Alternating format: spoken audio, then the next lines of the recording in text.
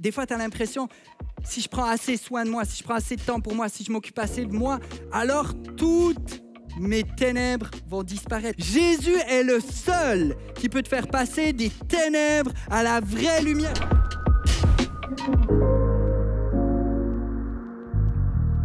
Je suis très content d'être là, je suis très content d'être là et je sais qu'on va passer un bon moment ensemble. Est-ce qu'on peut se lever tous ensemble pour lire la Bible, s'il vous plaît? Jean 20 à partir du verset 1. Et au verset 1, on lit « Le dimanche matin très tôt, Marie de Magdala se rendit au tombeau. Il faisait encore très sombre. Elle vit que la pierre fermant l'entrée du sépulcre avait été ôtée de devant l'ouverture. Alors elle courut prévenir Simon, Pierre et l'autre disciple, celui que Jésus aimait. « On a enlevé le Seigneur de la tombe, leur dit-elle. Nous n'avons aucune idée de l'endroit où on l'a mis. » On saute au verset 11. Verset 11. Pendant ce temps, Marie se tenait dehors près du tombeau et pleurait. Tout en pleurant, elle se pencha vers le tombeau. Elle vit les deux anges vêtus de blanc, assis à l'endroit où le corps de Jésus avait été déposé, l'un à la tête et l'autre aux pieds. Ils lui dirent « Pourquoi pleures-tu » ? « On a enlevé mon Seigneur, leur répondit-elle, et je ne sais pas où on l'a mis. » Tout en disant cela, elle se retourna et vit Jésus qui se tenait là. Mais elle ne savait pas que c'était lui. « Pourquoi pleures-tu » lui demanda Jésus. « Qui cherches-tu » Pensant que c'était le gardien du jardin, elle lui dit « Si c'est toi qui l'as emporté, dis-moi où tu l'as mis pour que j'aille le reprendre. » Jésus lui dit « Marie ». Elle se tourna vers lui et s'écria en hébreu « Rabouni », ce qui veut dire « maître ». « Ne me retiens pas, lui dit Jésus, car je ne suis pas encore monté vers mon Père. Va plutôt trouver mes frères et dis-leur de ma part, je monte vers mon Père qui est votre Père, vers mon Dieu qui est votre Dieu. » Le titre de mon message, c'est « Quand Jésus t'appelle par ton nom ». Juste avant de t'asseoir, regarde quelqu'un droit dans les yeux et dis-lui « Jésus t'appelle par ton nom ».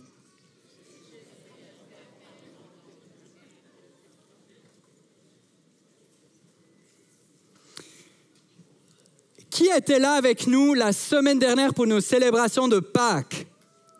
Qui a tripé sur nos célébrations de Pâques? OK, là, il y a du monde qui a tripé, cette zone-là, non? Vous avez aimé ça? Là-bas, vous avez aimé? OK, c'est bon.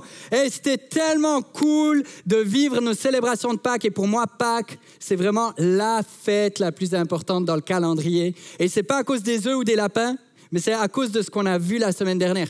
Pâques, c'est la plus grande catastrophe. Pâques, c'est le plus grand retournement de situation de toute l'histoire. Il y a quelque chose de cosmique, il y a quelque chose de majestueux, de grand, mais je crois que ce retournement de situation, il peut se passer dans ta vie.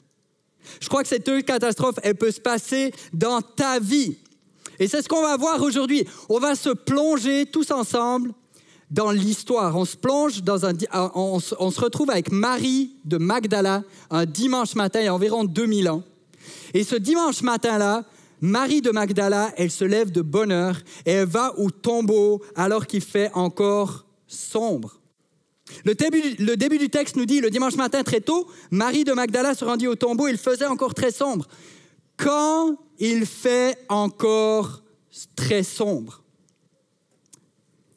Pourquoi il fait sombre? Il fait sombre parce que c'est le matin tôt.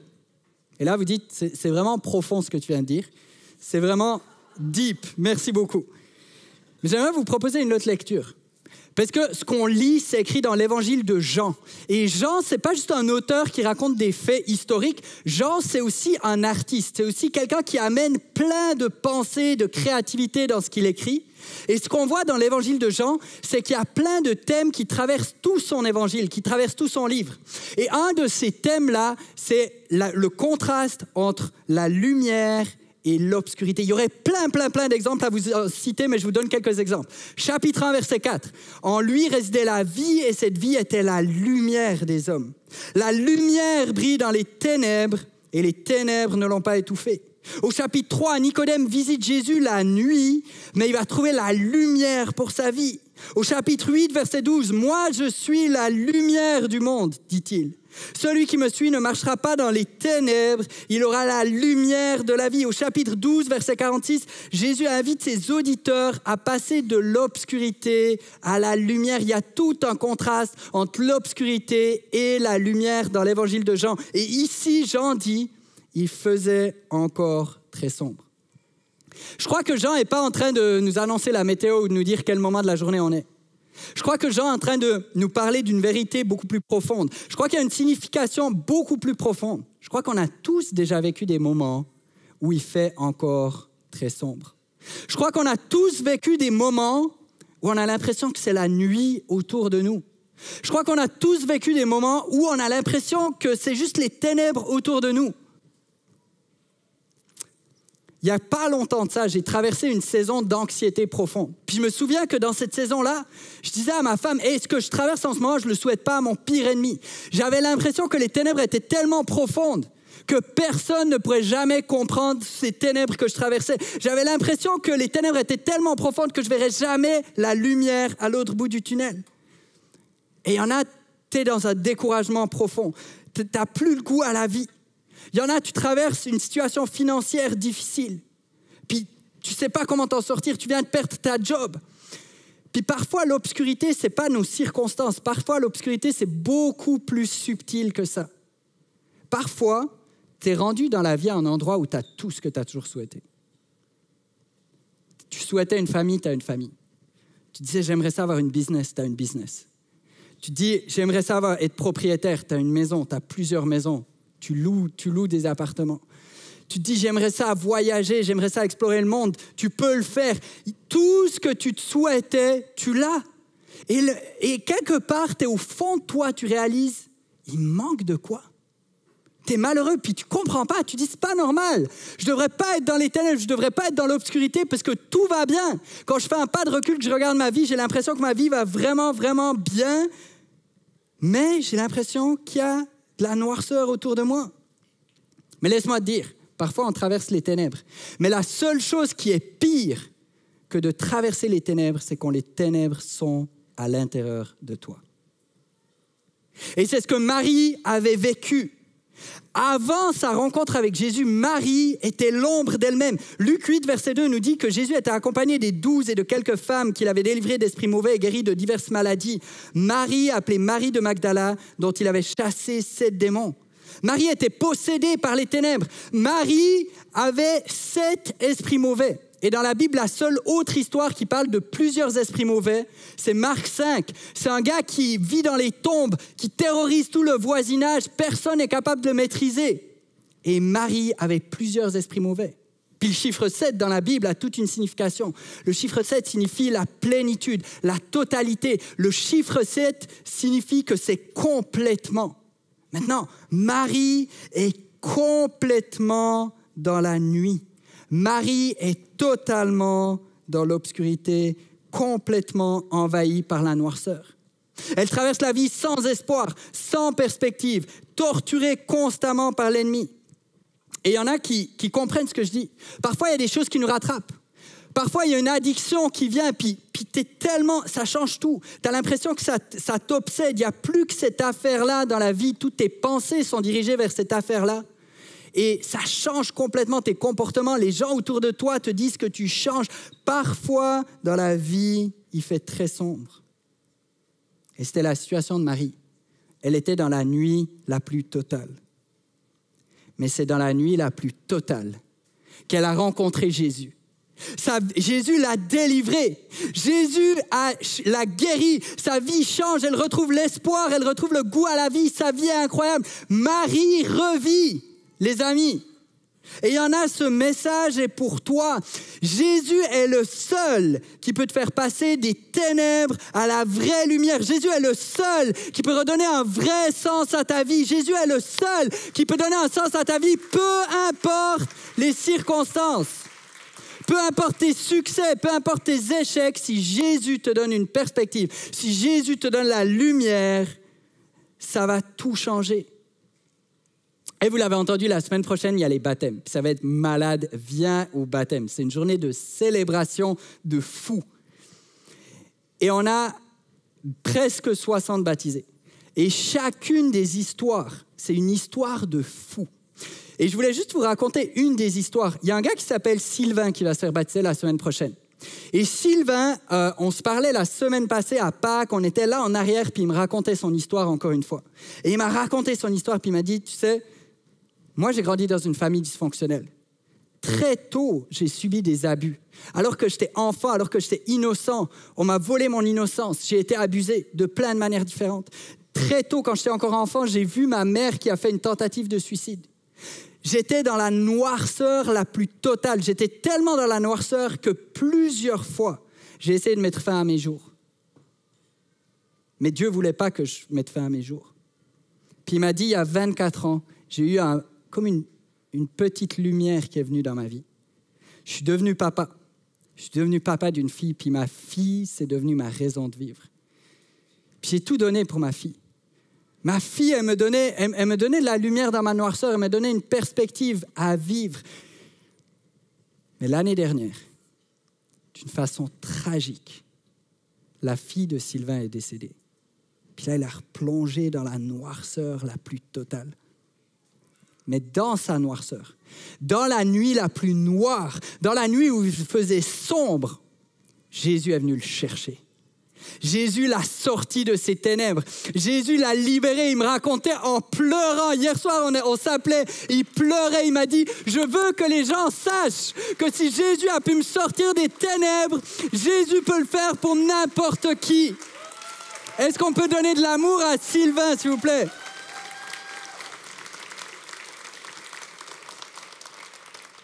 Alors oui, il y a encore des choses à guérir. Oui, il y a encore des processus à faire pour Sylvain.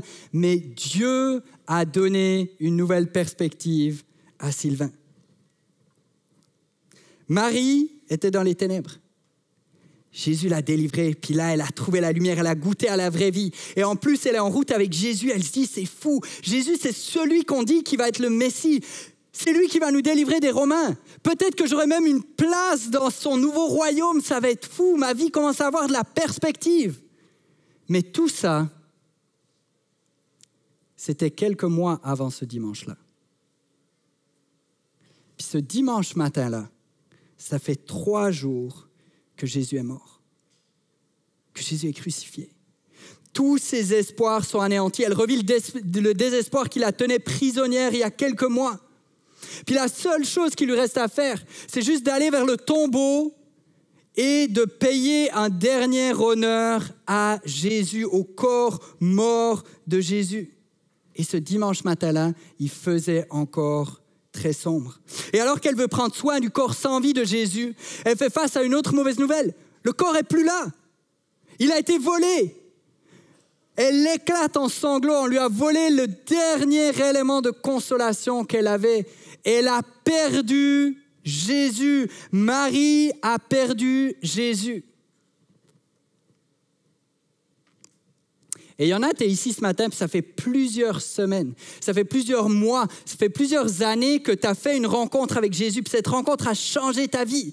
Elle a transformé ton désespoir en espoir, elle a transformé tes angoisses en paix, elle a transformé ta mort spirituelle en vie éternelle. Mais c'était il y a quelques mois, c'était il y a quelques années, et aujourd'hui tu es là.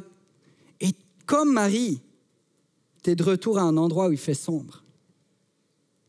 Peut-être tu as vécu un deuil. Tu ne comprends pas. Pourquoi cette personne-là a dû nous quitter si tôt? Peut-être tu as vécu une trahison, puis ça te fait tellement mal, ça t'arrache le cœur, puis tu te dis, mais où était Dieu dans cette situation-là?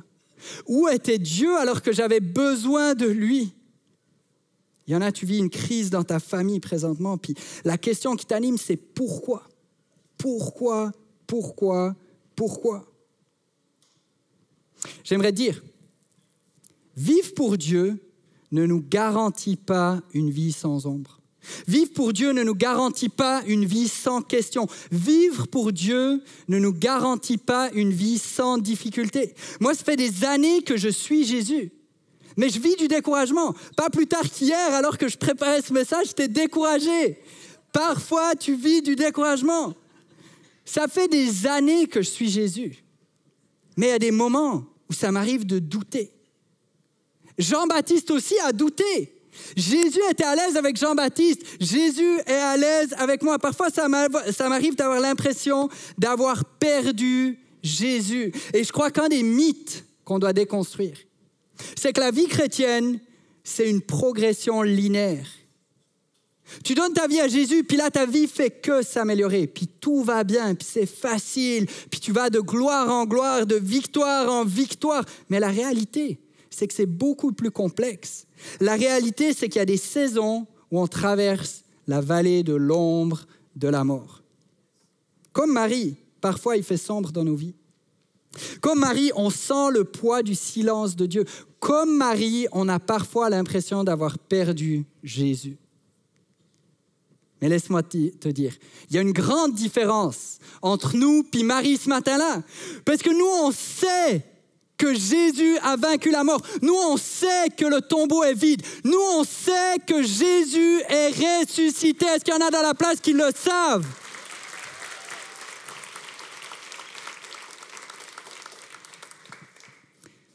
Et parce que Jésus est ressuscité,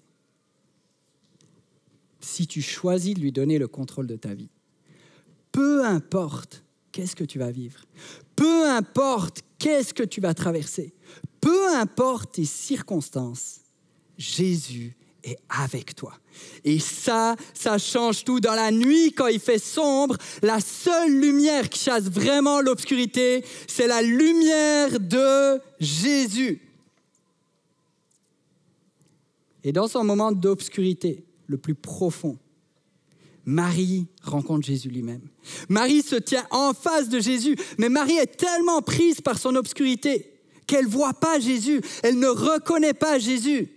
Puis Jésus lui dit, « Qui cherches-tu » Et je crois que Jésus pose cette question à chacun d'entre nous ce matin. « Qui cherches-tu » Marie, elle pense qu'elle parle au jardinier. Puis elle se dit, peut-être le gars pourrait m'aider à retrouver Jésus. Alors elle lui parle, elle lui dit, où est-ce que tu l'as mis? Mais c'est Jésus qu'elle est en train de chercher, qui est en face de lui. Il est juste là, juste en face de lui. Et il y en a, tu es exactement dans la même situation. Mets-toi un peu dans cette ironie. Marie, elle cherche Jésus. Jésus est en face d'elle. Marie est désespérée. Mais le Sauveur du monde est à 2 pas d'elle. Puis il y en a, tu vis exactement la même chose. Jésus est en face de toi, mais tu ne le vois pas. Jésus est en face de toi, mais tu ne le vois pas. Tu as l'impression qu'il est loin, tu as l'impression qu'il faut le chercher ailleurs. Mais Jésus est en face de toi et il te pose cette question, il te dit, « Qui cherches-tu » Et quand Jésus te pose la question, « Qui cherches-tu » c'est pas qu'il ne sait pas qui tu cherches. C'est qu'il sait que tu cherches à la mauvaise place.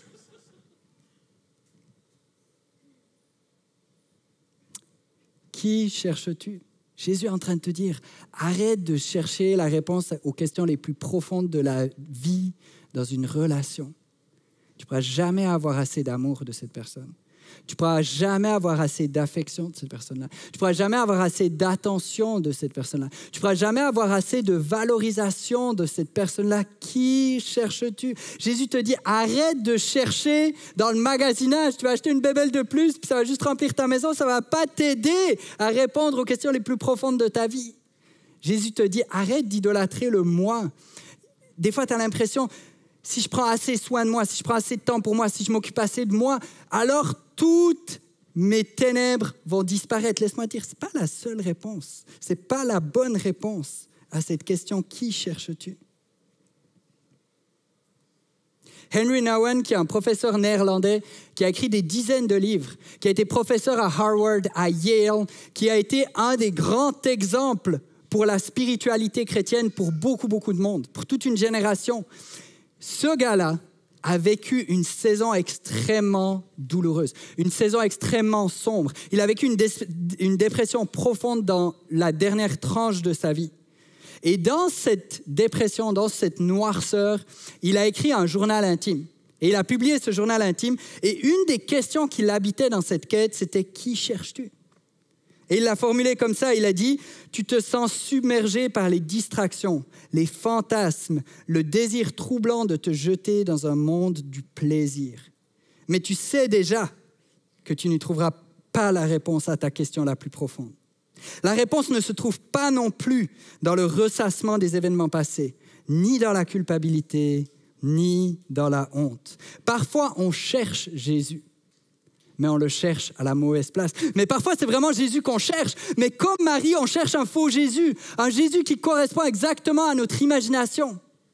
Un Jésus qui n'est pas trop intrusif, mais qui est un peu comme un distributeur automatique. Si je mets une pièce, je vais recevoir quelque chose. Parfois, comme Marie, on cherche un Jésus mort. Le Jésus mort, c'est le Jésus de la religion. Le Jésus stérile. Le Jésus mort, c'est le Jésus qui ne parle pas dans ta vie. Le Jésus mort, c'est le Jésus qui t'a transformé il y a des années de ça, mais qui ne te transforme plus aujourd'hui. Qui cherches-tu? Marie était vraiment sincère dans sa démarche. Elle cherchait sincèrement. Mais elle aurait pu chercher toute sa vie. Elle n'aurait jamais trouvé Jésus. Pourquoi? Parce qu'elle cherchait à la mauvaise place. Elle cherchait un Jésus mort. La seule façon pour qu'elle puisse trouver Jésus, c'était que Jésus la trouve. Et le moment qui change tout dans l'histoire qu'on a lue, c'est le moment où Jésus la regarde et lui dit « Marie ». Le moment qui a tout changé, c'est quand Jésus l'a appelée par son nom. Et c'est mon dernier point. Jésus t'appelle par ton nom. Jésus a appelé Marie par son nom. Et la seule façon de sortir des ténèbres, c'est quand Jésus t'appelle par ton nom. Marie n'a pas vu Jésus. Marie était trop absorbée par son obscurité. Elle n'a pas vu Jésus. Mais Jésus a vu Marie. Et il y en a parfois on se sent invisible. Parfois, on est entouré de notre famille, on est dans une coloc, on est à plein d'endroits où il y a du monde, on passe la journée entière avec du monde, mais on se sent invisible. On se sent incompris. On a l'impression d'être seul. Laisse-moi te dire, pour Jésus, tu n'es jamais invisible. Jésus te voit, même si toi, tu ne le vois pas. Jésus appelle Marie par son nom. Et Jean nous dit, c'est fascinant, parce que Jean nous dit que Marie, c'est la première personne à rencontrer le Jésus ressuscité. Puis on s'entend que c'est la plus grande nouvelle de l'histoire. Qu'une personne rencontre Jésus, ça change tout dans l'histoire. Et pourquoi Jésus a choisi Marie comme la première personne à qui se révélait à lui? Marie était insignifiante.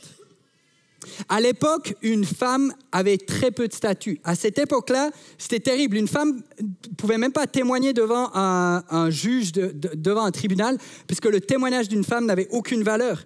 En plus, Marie avait été possédée et les personnes possédées étaient mises en marge de la société. Ensuite, on lit à aucun endroit qu'elle avait un mari. Donc, probablement que Marie est une femme non mariée. Ce qui la rend encore une fois plus vulnérable dans cette société. Marie est vulnérable, elle est en marge. Pourquoi Jésus a choisi Marie? Jésus aurait pu choisir d'autres messagers. Il aurait pu choisir les disciples. Pierre et Jean étaient dans la tombe juste avant. Pourquoi il ne s'est pas révélé à eux? Pierre et Jean, c'était des disciples. C'était des hommes qui avaient plus de crédit pour donner un témoignage. C'était de futurs grands leaders. Pourquoi Jésus a choisi Marie? Je crois qu'il y a un mot qui nous explique pourquoi Jésus a choisi Marie.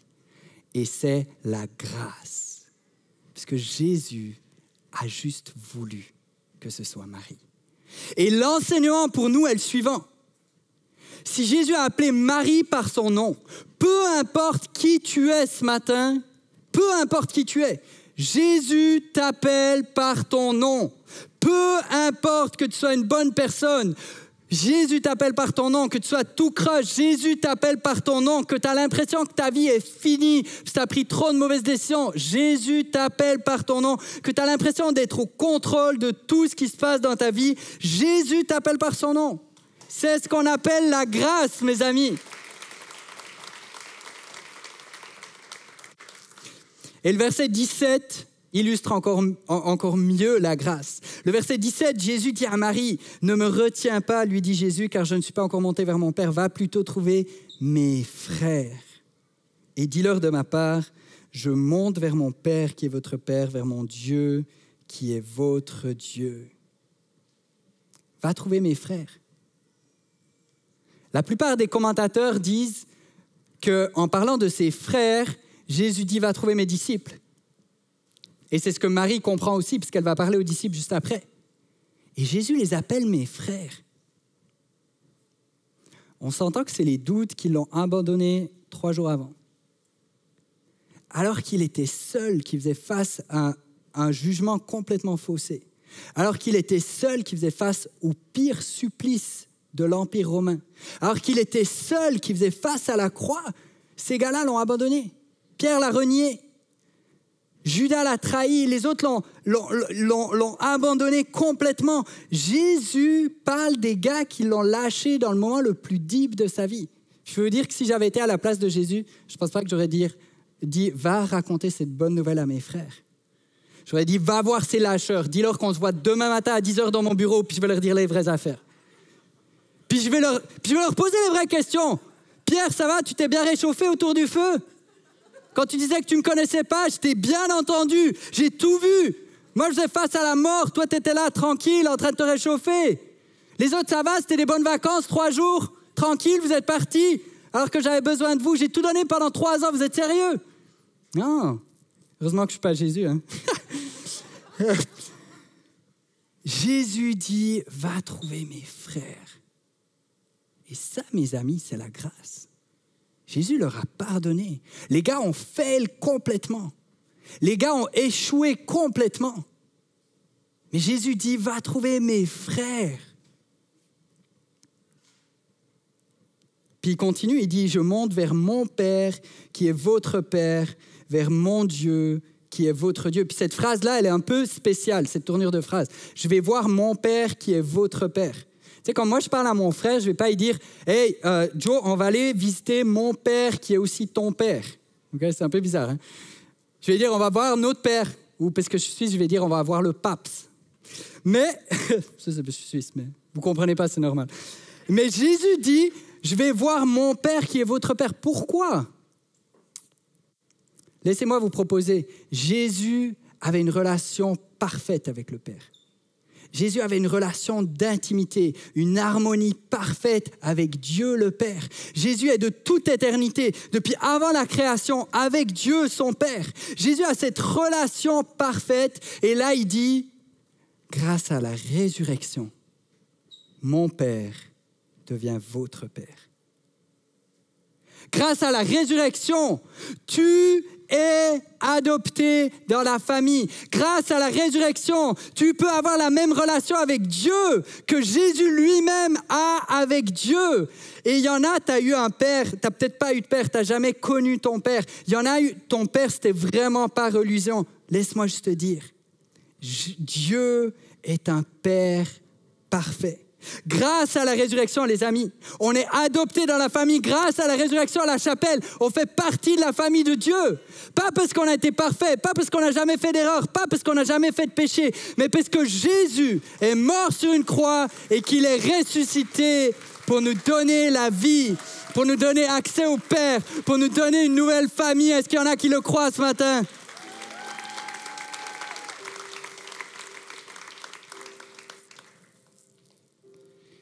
Marie cherchait Jésus à la mauvaise place. Mais ce qui a changé sa vie, ce qui a permis à Marie de sortir des ténèbres, c'est d'entendre Jésus qui l'a appelée par son nom. Juste le son de la voix de Jésus a tout changé. J'ai 3 enfants et le plus petit a 15 mois en ce moment. Et j'ai déjà demandé à la première, mais je vais demander à la deuxième, peut-être que vous avez un autre avis. C'est à partir de combien de mois qu'on arrête de compter les mois puis qu'on parle en années? Petit sondage. Combien? 2 ans? 2 ans? 3 ans? OK. En tout cas, moi, je me réjouis qu'on soit rendu là parce que je dois toujours compter sur mes doigts quel âge a mon fils. Mais il a 15 mois. Le message, c'est juste qu'il est jeune puis qu'il ne comprend pas tout ce qu'on lui dit. OK? Et il ne comprend pas tout ce qu'on lui dit, mais il y a une chose qu'il comprend. C'est qu'on l'appelle par son nom. Puis des fois, on doit le reprendre, OK? Simon, exemple, Simon va à la garderie. Puis toutes les notes de la garderie, ça dit la même chose. Simon n'a pas mangé son dîner, mais il a mangé tout son dessert. Mais c'est toujours la même chose. Il n'a pas mangé son dîner. Puis il y en a, t'es inquiet pour mon fils parce qu'il ne mange pas assez, mais je te rassure, il mange vraiment assez. À la maison, il mange de tout. Du papier de toilette. Et cette semaine, il mangeait de la pâte à dents. Fait qu'il était avec sa pâte à dents comme ça. Puis là, on l'a dit, Simon. Parce qu'il connaît la voix de ses parents. Il sait exactement c'est quoi le ton qu'on utilise. Puis c'est quoi le message qu'on est en train de lui faire passer. Mais la plupart du temps qu'on l'appelle, c'est Simon. Et là, il vient avec ses petites jambes et il court comme ça pour nous faire un câlin. Simon! Parce qu'il connaît la voix de ses parents. Et pasteur David a un rêve, c'est que Simon se jette dans ses bras et qu'il lui fasse un gros câlin. Mais l'affaire, c'est que pasteur David essaie d'appeler Simon et il dit « Simon, viens ici, mon petit Simon, mon petit Simon ». Puis Simon, il s'en tape royalement. Il s'en fout de pasteur David, vraiment. Mais quand nous, on l'appelle, il écoute. Pourquoi? Parce qu'il connaît la voix de ses parents. Il connaît la voix de ses parents, il se sent en sécurité et il sait que quand on l'appelle, ça change tout. Dans Jean 10, 27, Jésus a dit « Mes brebis écoutent ma voix, je les connais et elles me suivent. » Laisse-moi te dire, quand Jésus t'appelle par ton nom, ça change tout. Est-ce qu'il y en a qui le croient? Est-ce qu'il y en a qui croient que quand Jésus t'appelle, ça change tout?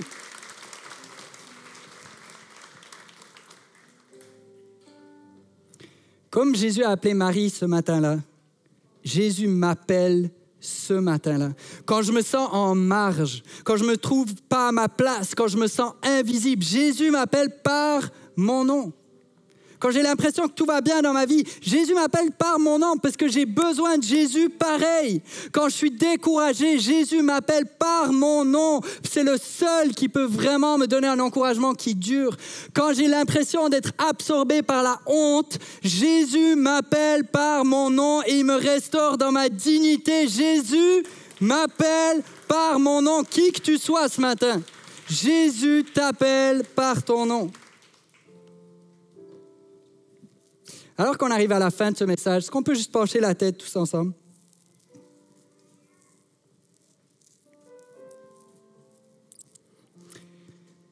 Il y en a peut-être, tu es aujourd'hui comme Marie la toute première fois qu'elle a rencontré Jésus. Tu cherches, mais tu n'as pas trouvé Jésus. Tu n'as encore jamais trouvé Jésus dans ta vie. Puis tu cherches.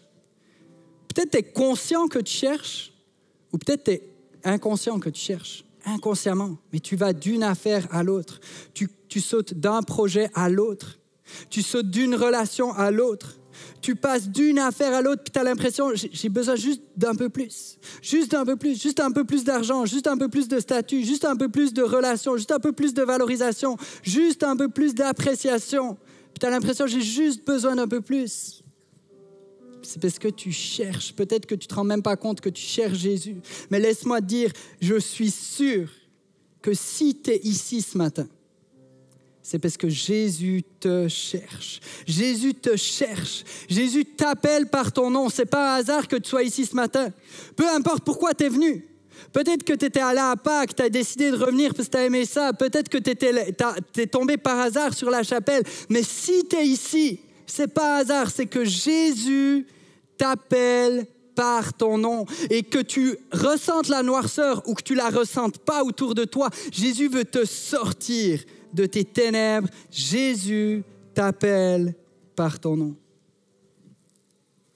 Puis il y en a, t'es ici. Ça fait des mois ou des années que tu suis Jésus. Tu as donné ta vie à Jésus, puis tu le suis, puis tu es fidèle. Mais comme Marie, en ce moment, tu as l'impression d'avoir perdu Jésus. Comme Marie, en ce moment, tu te dis, mais pourquoi je vis ce que je vis? Pourquoi je traverse ce que je traverse? Ça partait tellement bien, ma relation avec Jésus. Puis là, j'ai l'impression que je prie, puis mes prières s'arrêtent au plafond. J'ai l'impression que j'ai perdu la passion. J'ai l'impression que j'ai perdu cet amour que j'avais pour lui. J'ai l'impression que j'ai perdu ce cœur que j'avais pour les gens autour de moi. J'ai l'impression d'avoir perdu Jésus. Laisse-moi te dire, si c'est toi ce matin, je crois que ce n'est pas un hasard que tu sois là. Je crois que le message que Jésus veut te dire ce matin, c'est « Je t'appelle par ton nom ».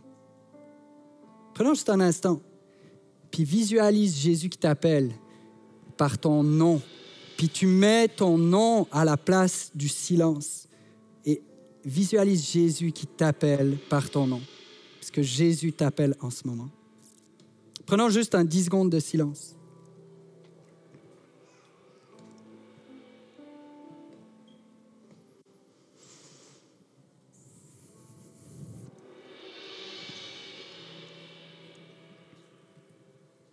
Prions ensemble. Seigneur mon Dieu, merci pour cette bonne nouvelle. Merci que peu importe nos circonstances, peu importe la noirceur dans laquelle on se trouve, dans laquelle on a l'impression d'être, peu importe ce qui se passe autour de nous, tu nous appelles par notre nom. Alors Seigneur, donne-nous le courage d'arrêter de chercher à la mauvaise place, mais de venir à toi, parce que tu es le seul qui nous donne la vraie réponse. Tu es le seul qui nous donne une vraie perspective. Tu es le seul qui nous donne un vrai sens parce que tu es Jésus ressuscité. Et parce que tu es ressuscité, ça change tout pour notre vie aujourd'hui. Alors Seigneur, alors que tu appelles notre nom, on veut te répondre et on veut te dire « Jésus, je suis là. Jésus, je veux te donner toute ma vie. Jésus, je veux que tu sois sur le trône de ma vie. J'ai essayé assez longtemps de faire les choses par moi-même. Maintenant, je veux te donner le contrôle. » Merci Jésus parce que tu nous appelles par notre nom ce matin et on veut te répondre qu'on est là et qu'on veut t'accepter dans notre vie. C'est en ton nom Jésus que j'ai prié et toute la chapelle dit Amen, Amen. Est-ce qu'on peut se lever ensemble et répondre à ce message en chantant des louanges à notre Dieu? Merci d'avoir écouté ce message. Rejoins-nous dans l'une de nos chapelles pour vivre l'Église en personne. Chaque dimanche, on se retrouve à Montréal puis à Gatineau. C'est encore mieux ensemble, alors on t'attend dimanche. Les heures et adresses sont disponibles sur le site. Bonne semaine, puis à la prochaine! Bye!